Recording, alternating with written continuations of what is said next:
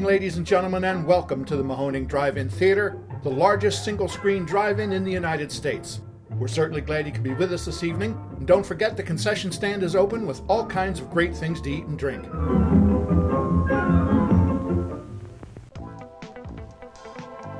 89.3 Mahoning Drive-In Radio, your old friend Virgil back once again for another exciting episode of the podcast. As you guys know, the only podcast dedicated to the love and revival of our beloved drive-in culture. Joined as always by my co-host and general manager extraordinaire, Mark. Say hello, my friend. Hello. Also joined by King Jeff, owner, projectionist at the Mahoning Drive-In Theater. Say hello, or yowzer, Jeff. Yowzer. There it is. We do have to get a t-shirt made that just Jeff's face on the front, yowzer on the back with the exclamation. Today, we are super excited because we're continuing our origin story series, bringing in the people that make the magic at the Mahoning so you can get to know them a little bit better, and it gives you those things to bring up to them as you walk up and get your hot dogs or get your merch or walk into the projection booth. And today, I always say anybody that joins the team, it's a lucky feat. Sometimes there's destiny involved, but really we are the lucky ones because we've been so blessed with so many incredible people who have come into the fold at the Mahoning Drive-In Theater and given themselves over to the madness that is the Mahoning Drive-In Theater. And today is no different. We got the great Vince Roskowski with us today, who you guys see all the time at the Mighty Mahoning merch table. But beyond that, he's also got lots of things going on in his life, including something I absolutely love called the Meeple Connection. But we'll get to all of that. Vince, welcome, my friend. Hey. Thanks for having me. Dude, isn't it amazing that I can just nail your last name right off the top? You don't have an easy one. No, you did it cold. It was like we didn't even have to tell you. It's impressive. Sometimes I blow my own mind. Well, let's start and keep it easy. How are things going? We haven't seen each other in a couple months as we're in the off season. What you been up to? You mentioned the Meeple Connection. I work full time, so I've been doing a lot of that, as a lot of us do. But I've also been working to build up my side business, the Meeple Connection, in the meantime. So it's kept me busy. Well, let's not waste any time. Let's just jump into what the Meeple Connection is, and then we'll get into your history with the drive-ins and how you came into the fold at the Mahoning Drive-In. What is this other hat that you're wearing? Meeple Connection. Before we go any further, let me explain Meeple, because that's the first question I get from anybody ever when I talk to them about it. Meeple is a term in the board gaming community believed to have come up through combining the words my people into one word as you're playing with little game pieces that are your people in the game.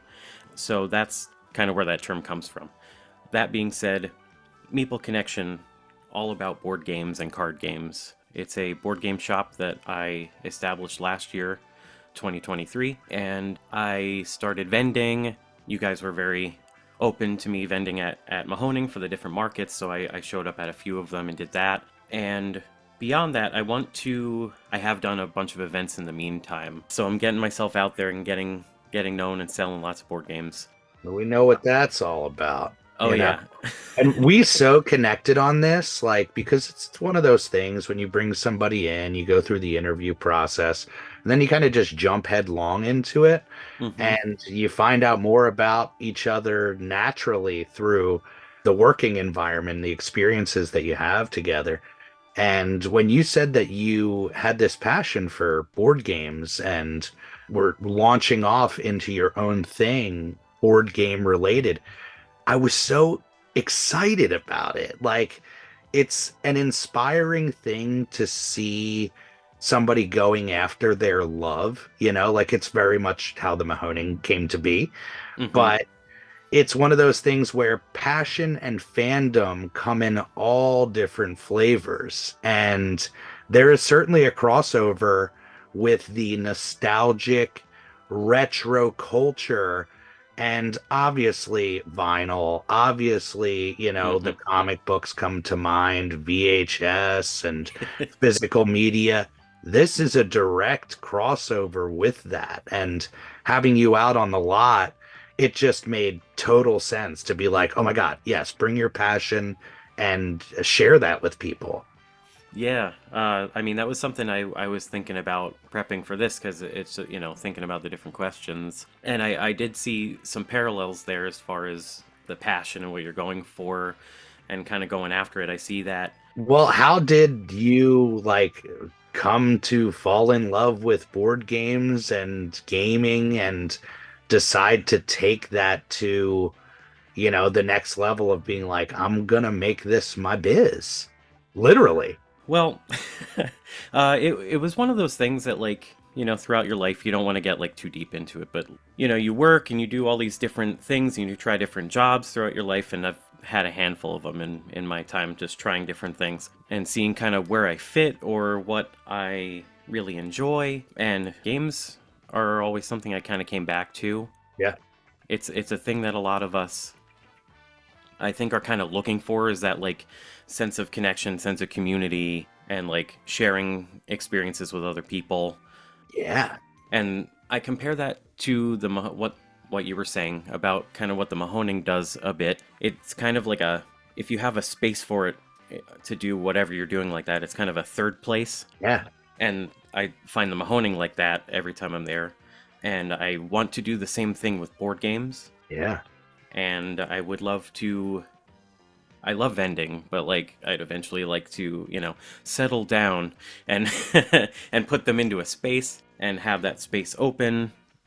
Yeah. Well, it's amazing to see the kind of growth of the board game culture as Mm-hmm. nostalgia has taken over the world. You see it more and more. These independent shops that pop up and Mm-hmm. are holding these gaming tournaments. People will come in. Not only do they sell things, but a huge space in their location is dedicated to tables where people Right. can just come in and start going at it. Right. And I think, again, with the kind of crossover with the appeal of the Mahoning and the nostalgic appeal, Mm-hmm. it is insanely communal. It is. But the thing I love about games as well is it's very escapist now. Depending on Mm-hmm. what type of game you get into, it's Very about much. being a character and embodying a different entity, which God, as Mm-hmm. total escapist artist, I'm just like, that's a huge appeal. Where do you fall with your love of games? I take it's all over the place, but games now are very all over the place. Yeah, I was gonna say that when I talk to people about them, there's a game for every subject, every topic of interest, Yeah. every IP that's out there, every skill level, Yep. basically any ability that you have, you can play some sort of game. I mean, as far as what I'm into personally, it depends. It depends. It also depends who I'm playing with. That kind of sets the tone for what You're we're an doing. open-minded gamer, I take it, where it's like the I opportunity to get somebody into it is mhm. almost as much of a thrill as the actual game.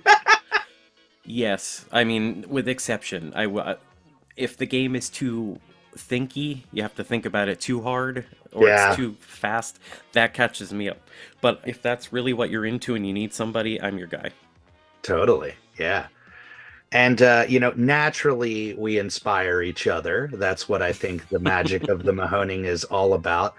And you inspired what is going to be our retro toy show this year.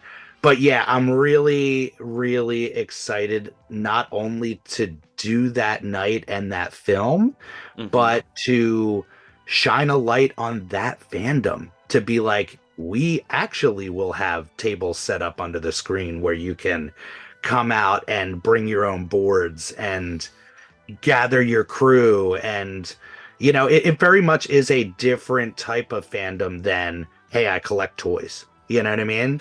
Absolutely. I mean, it for a lot of people, it does turn into its own collection. Like I'm no exception to that. I have tons of board games, but yeah, it's definitely a whole other entity that you're kind of seeing more and more of. It's having a bit of a moment now. Yeah, I love that. Like that's the thing about nostalgia right now, and the fact that, like you said, every IP is bankable. It's like it's built out all these kind of niche loves and fandoms to where it's like totally viable. Yeah, I'm still finding in my searches online, random games will make themselves known to me through eBay or anything like that, where you don't Yeah. find necessarily new things, and it's like, oh, I never knew there was a Mr. Ed board game. You know what I mean? Like Yes. any kind of thing is like it was fair game, and it I'm still is. fascinated by that stuff in thrift stores. Like right away, it's like, all right, what was the temperature at the time? You can kind of go off of the board game selection. Exactly. It's wild. Well, we could talk board games all day, and But we that's do when not we're what we're together. here for, Virgil. People are like, isn't this a drive-in podcast? So yeah, let's shift gears. Let's talk about drive-ins. What is your history with drive-ins? Were you lucky enough to have one by you as a kid? What's the story there? Oh boy. All right. So I grew up early years actually not far from Mahoning. I lived nearby, about 20, 30 minutes away. And I lived smack in the middle between Mahoning and Becky's growing up. Wow. But I have 3 siblings. They were all almost in their teens when I was very young. And when I got to the age where I could actually kind of go see movies, they were well into their teens. But even with all that, never went to Mahoning, never went to Becky's. Crazy, like these things can be phantom.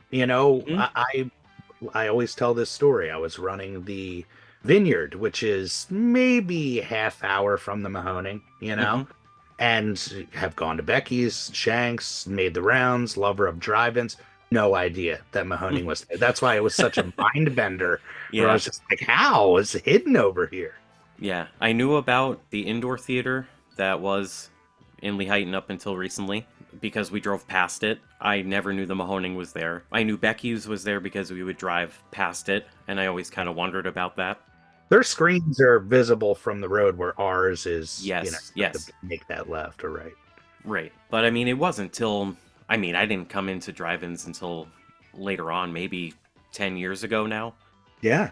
And I'm 34, so like that feels kind of late to me for somebody that loves movies. No, believe me, it's one of those things. How people get exposed to this. Mm-hmm. That's why we have people come up to us that like never had this experience and are so kind of grateful that, oh my gosh, I didn't miss this opportunity to get down with this lifestyle. What was your theater of choice? Are you Becky's fanatic? We actually used to go to it quite a bit. I would look forward to the Dusk Till Dawn show each year and pride myself on making it through all 5 movies. Love it.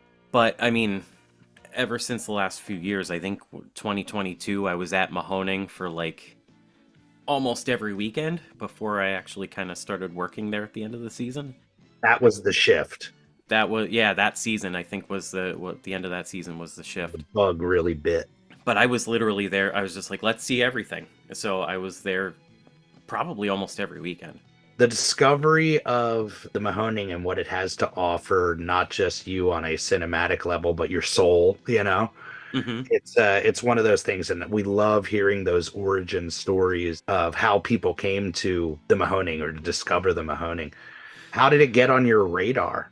My partner Lizzie introduced me. We had to go look this up because we couldn't remember what year it was because it predated 2022 by a bit. First show was August in 2017, early August. Universal Monster Mash.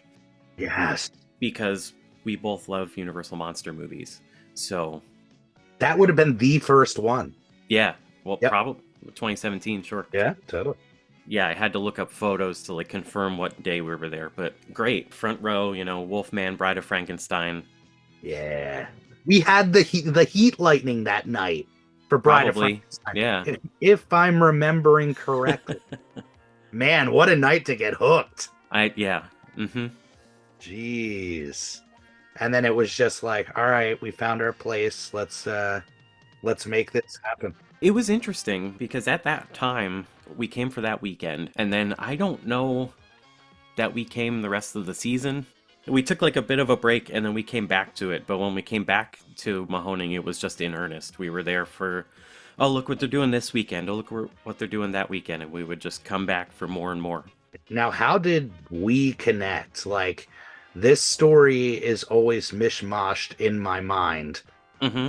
But the connection, as far as, hey, I'm involved in these type of things. Mm-hmm. I'm interested in these type of things because from my memory, Mm-hmm. it was we got to talking somehow, and your interest in theater, I think, is what really connected us. And you had mentioned, I work stage crews, I build, I work on sets, and it was like right away the light bulb went off on, this guy's got a passion, he's here all the time.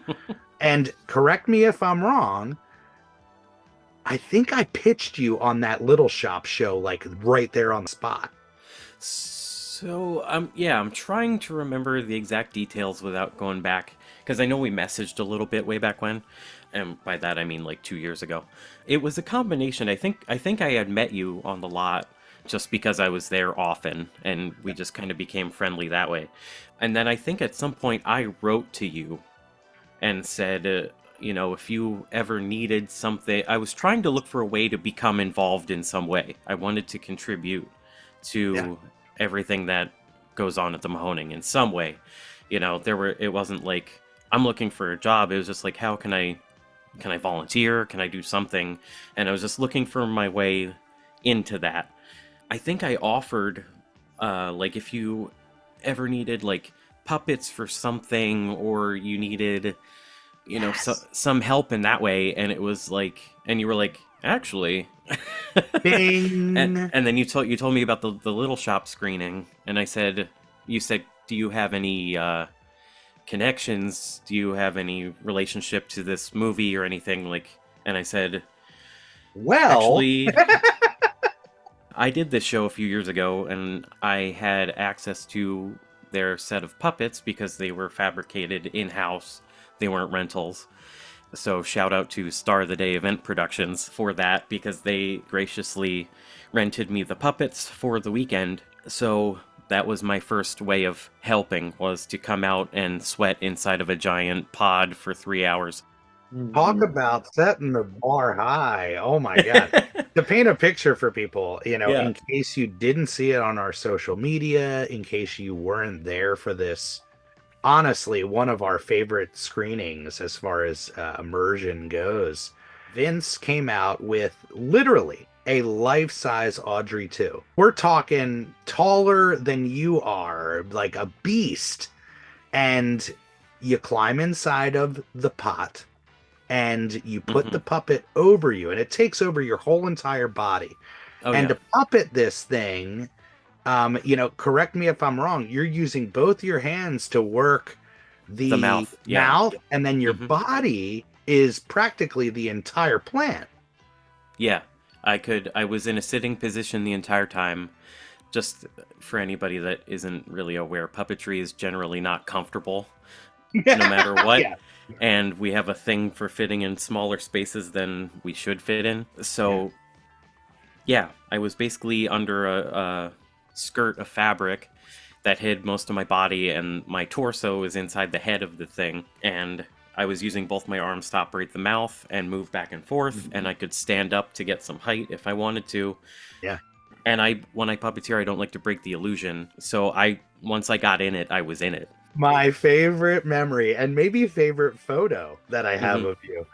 We get these waves at the theater naturally in the stands as people come in, they get their food, they're looking for the raffles, they're looking for merch.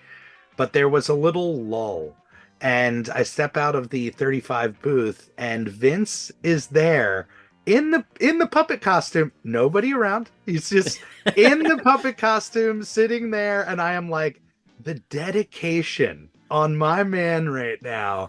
It was truly that moment where I was like, this dude is next level. You know what I mean? We got to get him involved somehow beyond this. I think But I think I got a video from you at one point of you shooting from the doorway of the booth. just laughing. Yeah, and observing me, and there were people walking around, but you're like, Yeah. look at them, just chilling, you know, like, Just chilling. and it was tickles me to no end. the worst part about that is that the sight lines of that are next to nothing. Yeah. You can see out of the mouth when it's open. Yeah. Lizzie was like your right hand, your eyes, literally. She was my handler. She had to feed me water, like she would hand a water bottle down into the mouth so I could have some. But it was a lot of fun, despite being, you know, a puddle of water at the end of it. Oh God, yeah. So seeing people's reactions, and we get this when people come on the lot, regardless of the extra madness that we can deliver. But seeing people's reactions to you coming to life in front of them, it was like the movies become 4D at that point, where you can't deny how special it was. And so many things went into it leading up to that event, but you were the secret sauce that really made that event one that people definitely won't forget anytime soon. I remember you cheering when I unloaded the thing from my car for the first time. I freaked out. And honestly, one of my favorite videos is like you were putting it on for the first time, and it was my honest reaction on camera, just being like, "Are you kidding me?" That definitely got some people out on the lot that night. They were like, "Oh, we were on the fence," but talk about once in a lifetime photo op. Besides Star of the Day, I want to also give a shout out to Benjamin Ruth and Daniel Moyer, because they are the ones that fabricated that puppet. That actually built it, yeah. Locals that built that thing. And I'm glad they did, because I've worked with rental puppets for that show before, and they don't build them light. Yeah. They are not easy to handle generally. And they built them nice and lightweight, and it looked amazing and everything like that. But also, I think Gene also helped me out that day, if I remember correctly, because yeah, that was the first time I met Gene, was that day. We had a smaller Audrey 2 puppet that was attached to a jacket. That's right, the Seymour jacket, yes. Yeah, with a fake arm in it, so you could puppeteer the puppet in the pot. And I think he walked around the lot with that for a bit. That's right. As like a walk around, which I wish I could have seen that. That's right when Ben started coming and helping us pick up the lot, and he was doing it for school credit, which I thought was like the coolest thing ever. If I only had that idea when I was in school. Yeah, right. I mean, but he was all about it, and obviously we know now the connections with puppeteering and puppets and Muppets and all that. Exactly. Destiny, man. Absolute destiny. It's one of those things you never know. Right place, right time, right connections. What if we weren't playing Little Shop? What if it was at the, it was just so many things at play. You can't deny it.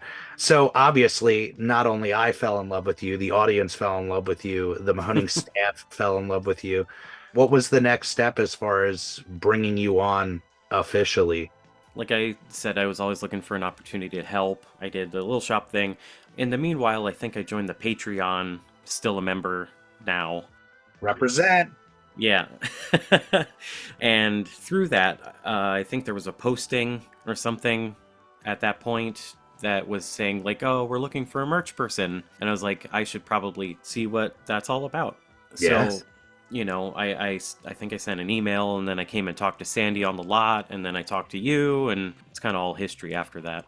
It was like, let's go. Let's do this.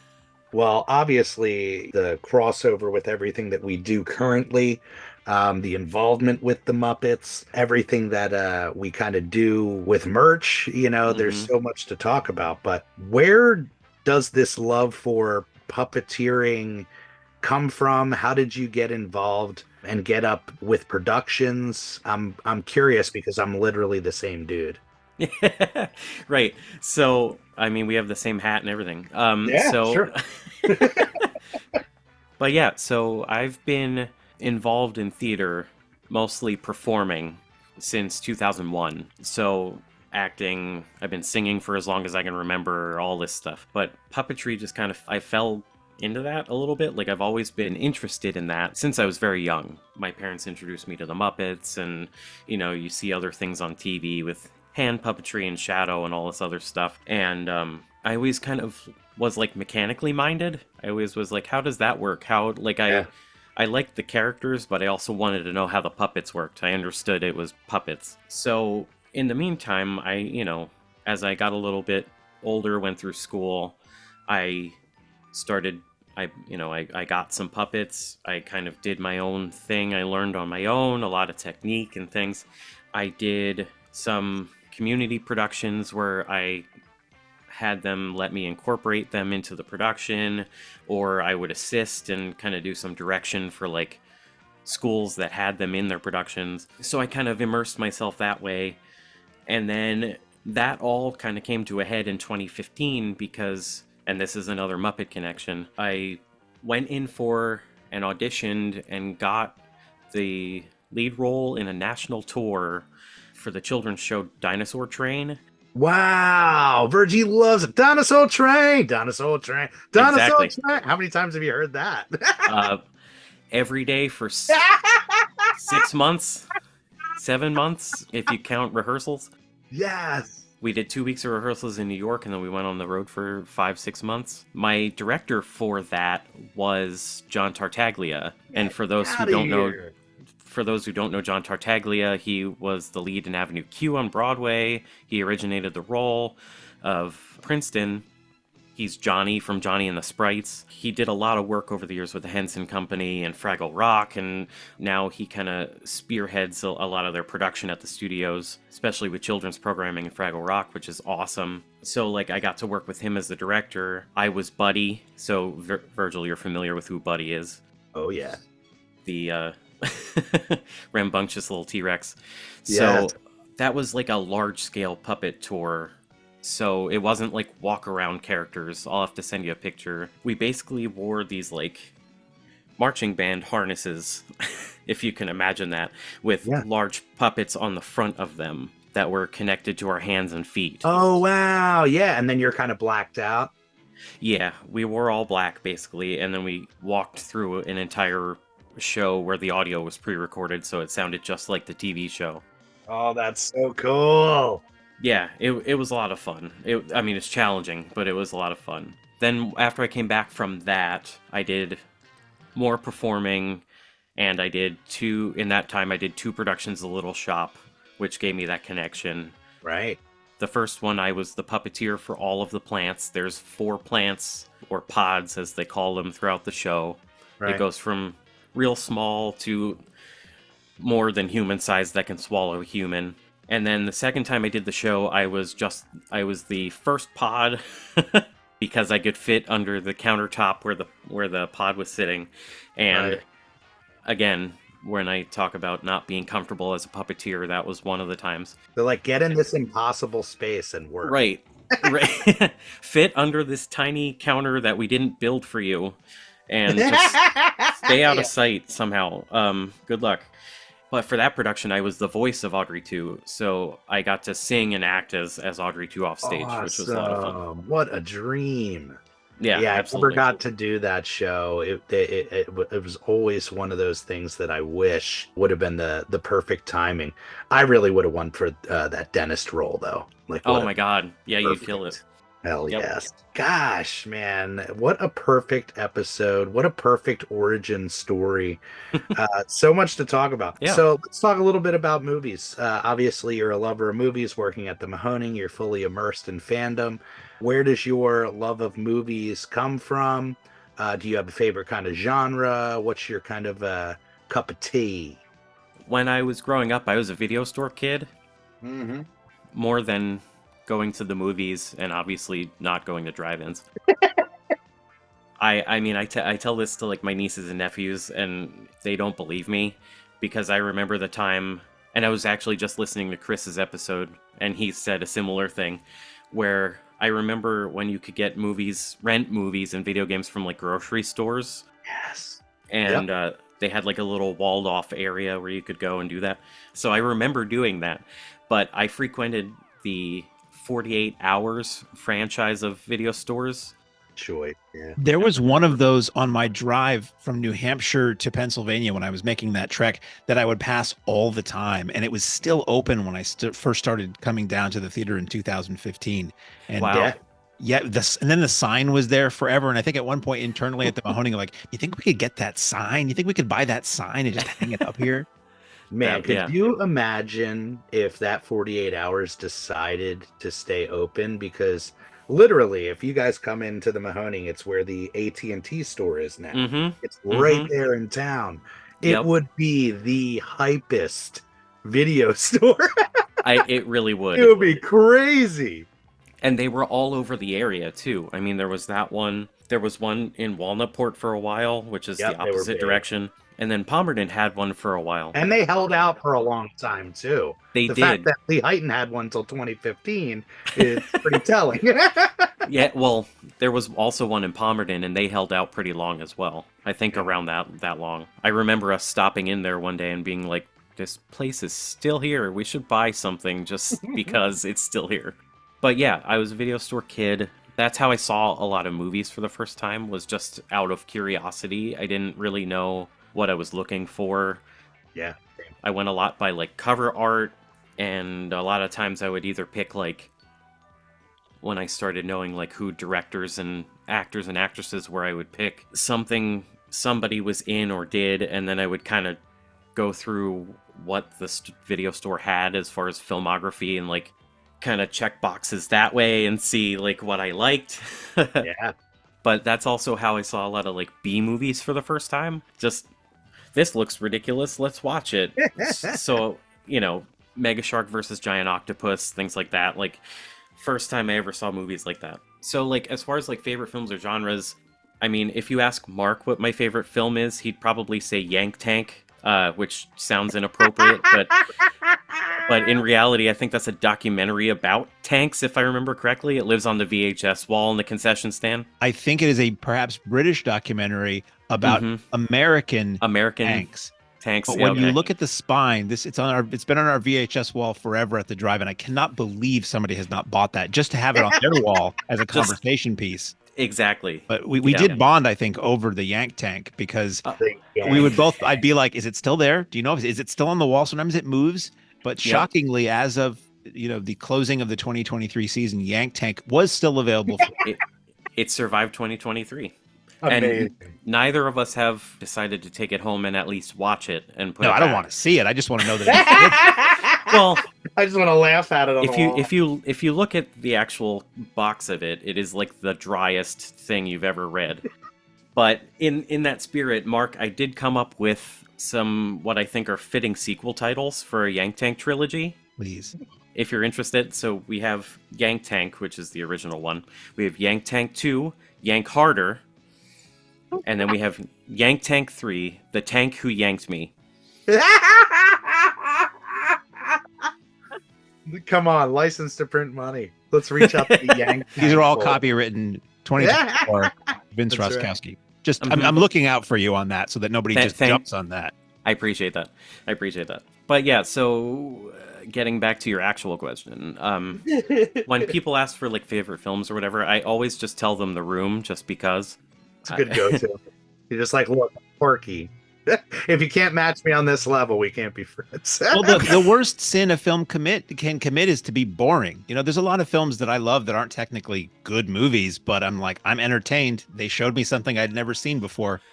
People are still talking about The Room, so a lot of times I'll give films credit that I don't even think are good, but it's just like somebody made a movie and people are talking about it 20 years later. Bravo, you did something right, or so wrong you did it right. Exactly. So I always say that, but like that's mostly because I want to impose it on other people because I've seen it. Now you have to also. Yeah.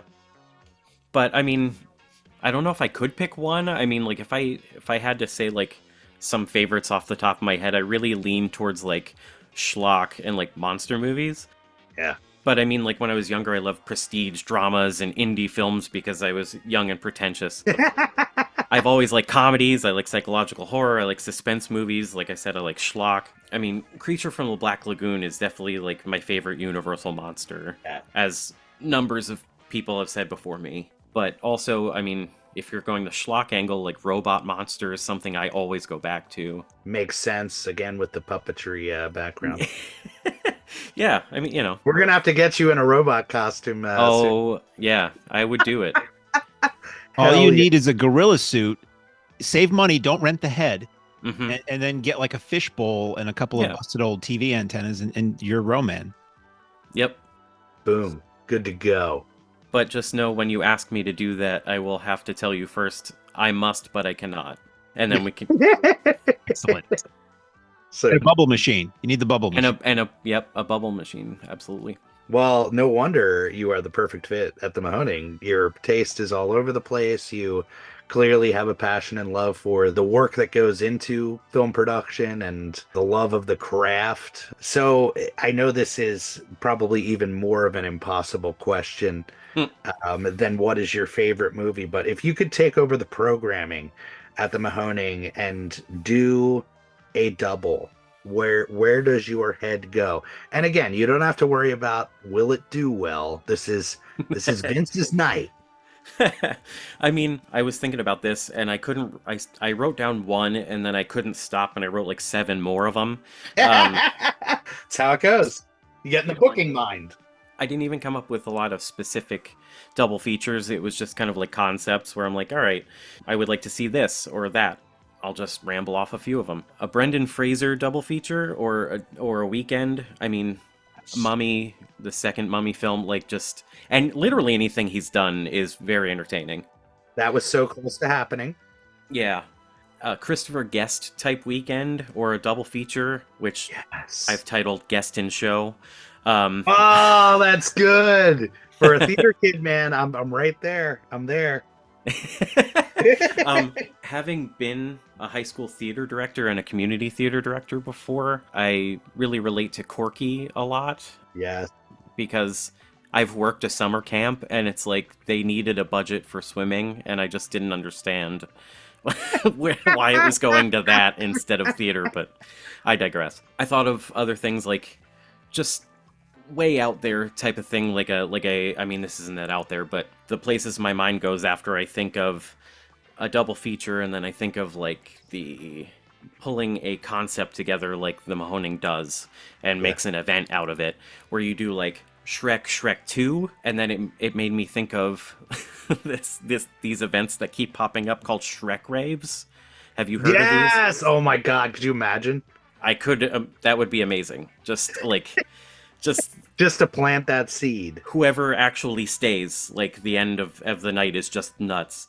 But I mean, a few other ideas I had. Claymation. I know we've done like Coraline and Nightmare Before Christmas, things like that. Yeah. I mean, like James and the Giant Peach comes to mind, Chicken Run comes to mind, a film like Mary and Max comes to mind.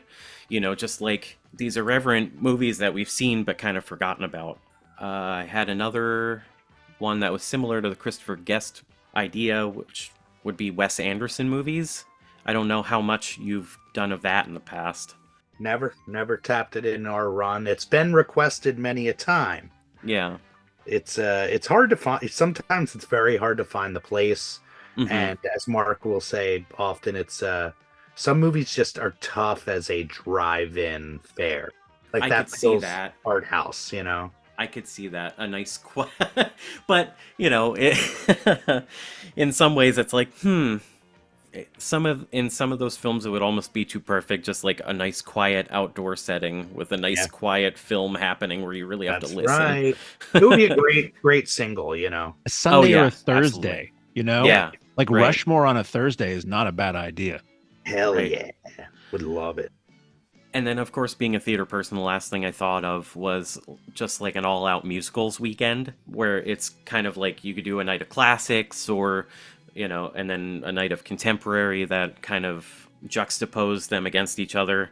to show kind of like the history and then like what it's become. Yeah, you don't have to sell me hard on musicals. Yeah, I didn't think I He's been did. getting into it. Like, I feel like I'm passing the torch as he's, walking around the house singing Annie and Seven Brides for Seven Brothers. I'm like, I'm doing it right. There you go. There you go. Well, I'll pass it on over to the guys. Any Yeah, burning please. questions that they may have. Mark, anything for Vince? I have a few. First of Mhm. all, let's get into the Muppets, shall we? Okay. Favorite Muppet film? Ooh. Okay. So I. He Why was is not that given these questions in advance, so this is Why? on No. the spot. I mean, I'm ready to answer. I just don't understand why it's such a loaded question for me. It shouldn't be. So, like, it's a toss-up for me between the original Muppet movie. I think it's just a beautiful film in itself, everything that they were able to kind of achieve in that film. And the more recent Muppet Treasure Island. Yes. It's a fan fave.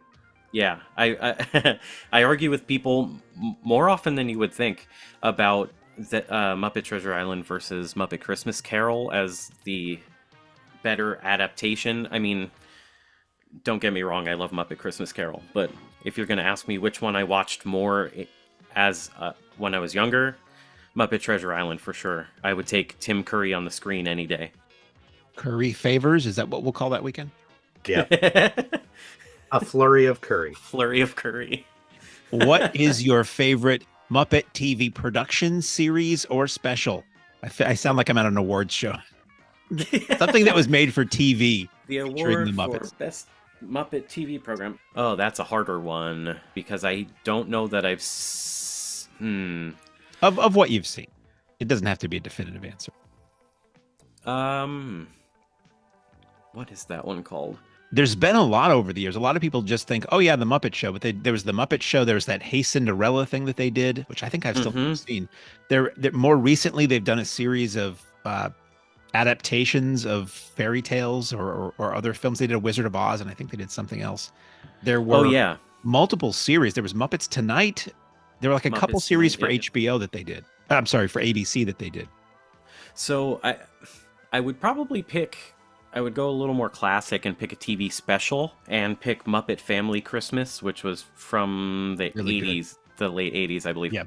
It just My it's a great piece. It has a lot of cameos from different factions of the Muppet library and the running gags, like just the humor of it. It's something I try to watch every year. Absolutely. So now we lead up to the big question. Are you gonna ask me what my favorite Muppet, who my favorite Muppet is? Oh, I'm sorry. That was my next question. Then I have a big question. Who's your favorite Muppet?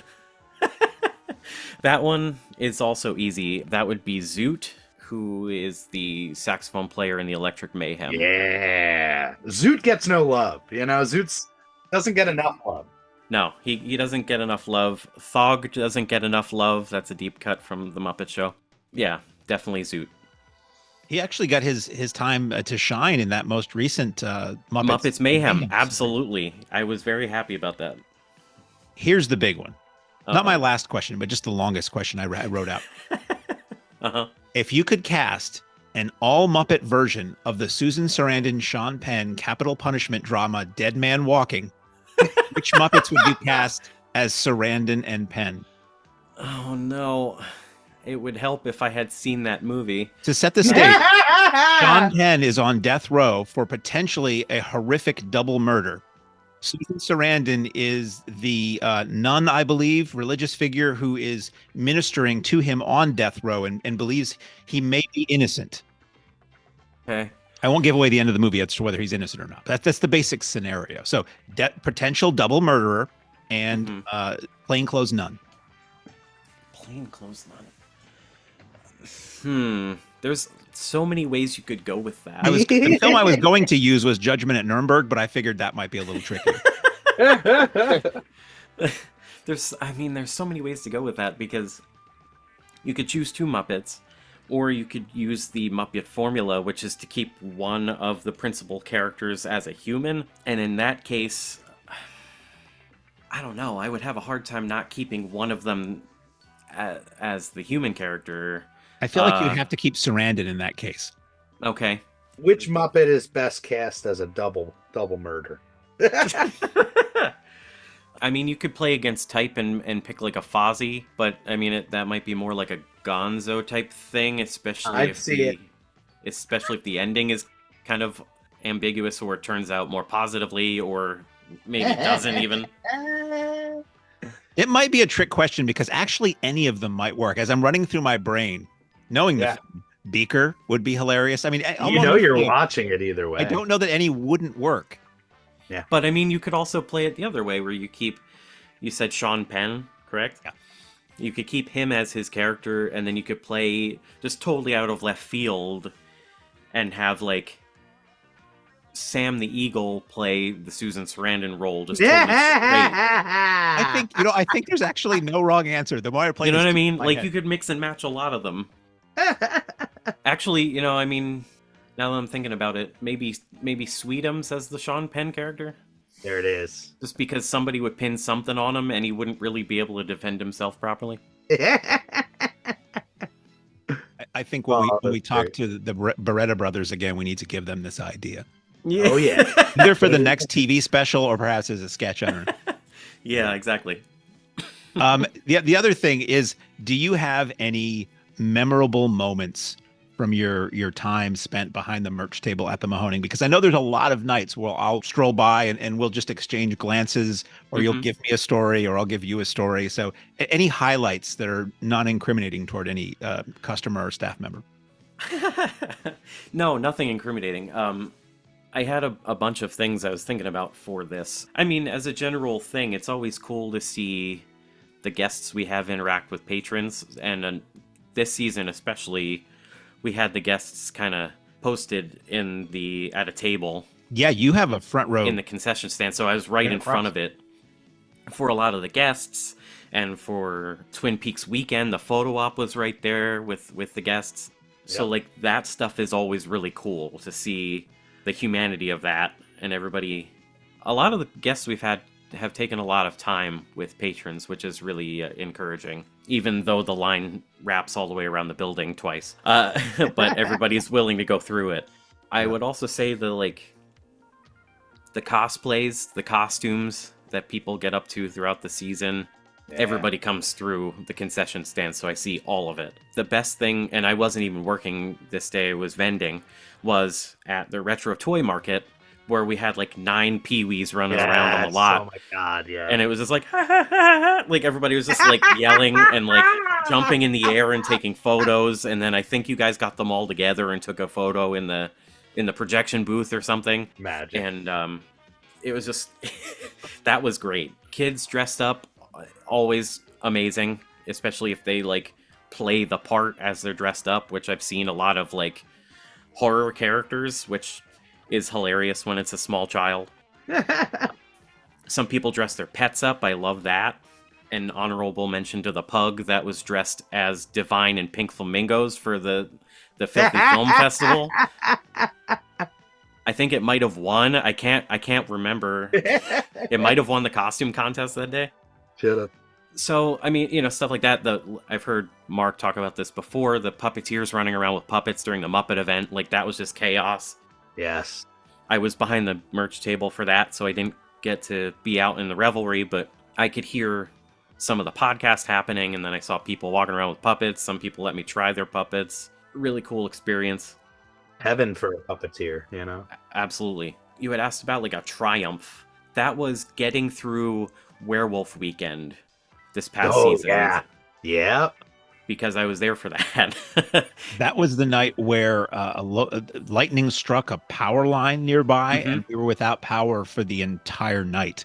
And we kept the snack bar open, and people stayed. We kept waiting. We're like, we're going to give it until 10 o'clock or 10:30 to see if power comes back on. Yep. And it was a great example of all of us coming together to keep things safe and entertaining for a decent number of people who are there to watch movies that require electricity.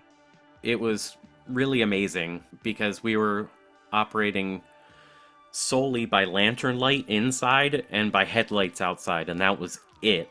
That was all you could see. And the fact that people stayed, the fact that we had people offering like what can we do? How can I help? And, Louis stepped in and read a story, and, there was just, we still had things going on that people could partake in. And you talk about third places, perfect example, where people didn't necessarily want to give up the night, and we could still make something of it, and everybody was happy. Yeah. There's some magic in the sauce. Yes, that has a lot to do with the personalities of the people that we have employed there. You just attract customers with your wit and your personalities and your knowledge. And it's very interesting how they all stayed. I thought that was amazing. Yeah. How about you, Jeff? Any questions for Vince? Now, I'll tell you what. I enjoyed listening to you guys talk about the Muppets, because whenever anybody talks to me about the Muppets, when they were becoming popular on TV and just coming out, I was already a teenager. So I kind of missed them just by a couple of years. Oh, I would see episodes on TV and bits and pieces of the more main characters like Miss Piggy, and all the other base characters when they first came out. But I missed a lot of it just because I was a little bit too old for them. So sitting here listening to you guys talk about them was really interesting. It was really interesting. In fact, you guys mentioned some character names that I didn't even know. I had never even heard of before. Yeah, it's such a deep fandom. Oh my gosh, yeah.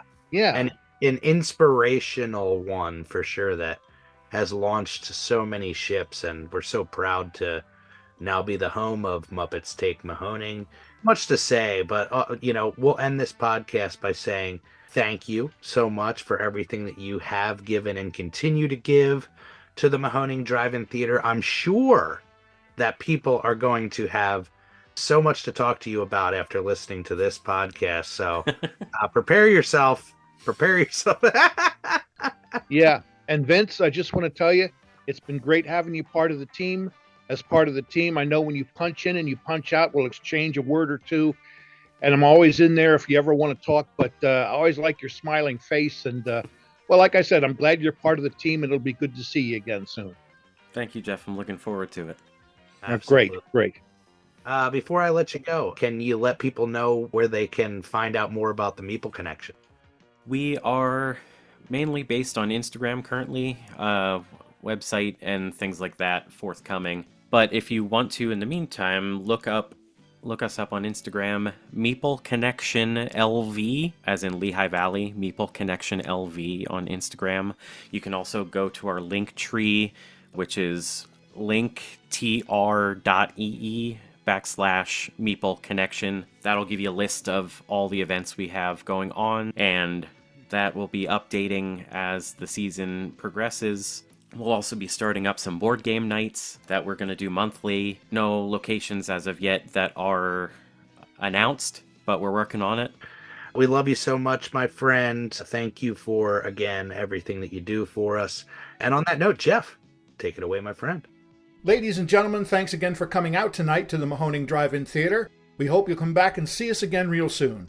The exit is on the right-hand side of the screen at the front of the field, and most importantly, have a very safe trip home. Good night, and God bless you.